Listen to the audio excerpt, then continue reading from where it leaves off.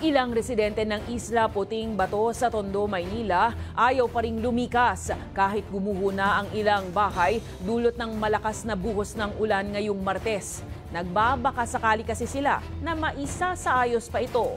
Nag-abiso naman na ang Pag-asa na posibleng sa Huwebes pa ng umaga lalabas ng Philippine Area of Responsibility ang bagyong Karina. Asahan pa rin daw ang pag-uulan sa mga susunod na araw dulot ng habagat. May balitang A to Z si Kim Salinas. Dahil sa matinding masungit na panahon at malakas na pag-ulan at malakas na pag-alon dito sa Islang Puting Bato, lububog ang ilang tahanan dito sa kanilang lugar at ang ilang residente dito pilit na isinasalba pa rin ang kanilang tahanan na patuloy na mabuo at meron pang mapakinabangan. Ayon nga sa ilang mga taga rito, sa dami ng kanilang pinagdaanan sa buhay, malakas na ulan lang ang magpapatumba sa kanila. Gumuho kasi ang ilan sa kanilang tinitirhan at muntik na ang kilamart. Habang umaalon po dito, yung bahay po doon, umaano na, sumasayaw-sayaw. Tapos yung pagbaba ng dagat at saka bumagsak yung bahay. Nailikas naman niya umano ang kanyang mag-iina pero hindi niya maiwanan ang kanilang bahay.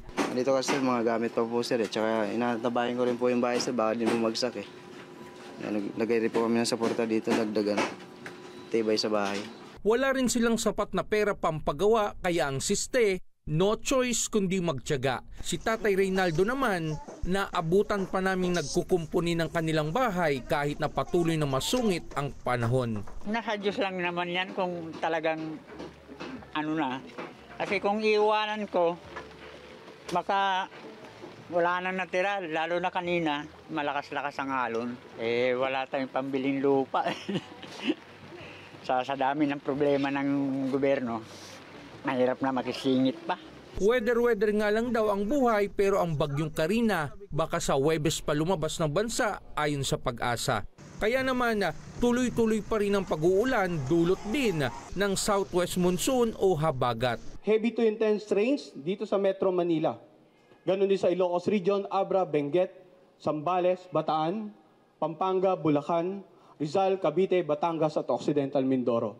Yung pag-ulan naman na dulot ng habagat, usually concentrated po sa mga lugar sa western section ng Luzon at ng Visayas. Patuloy namang pinag-iingat ang lahat dahil ang tsansa ng pag-uulan mataas pa rin sa mga susunod na araw.